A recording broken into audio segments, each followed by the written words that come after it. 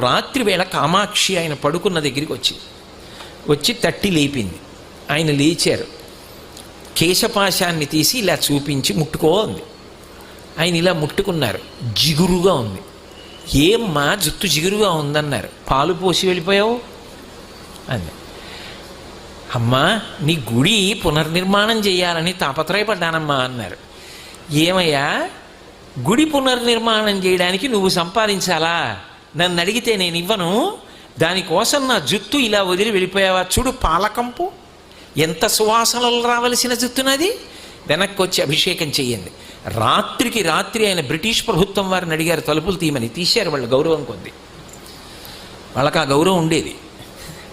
తలుపులు తీస్తే వారు గబగబా వచ్చి కంచిలో అమ్మవారికి మళ్ళీ అభిషేకం పూర్తి చేశారు. ఆ తర్వాత ఎక్కడి నుంచి వచ్చిందో కాసుల వర్షం పడిపోయింది. ఆ దేవాలయం అంతా పునర్నిర్మాణం చేశారు.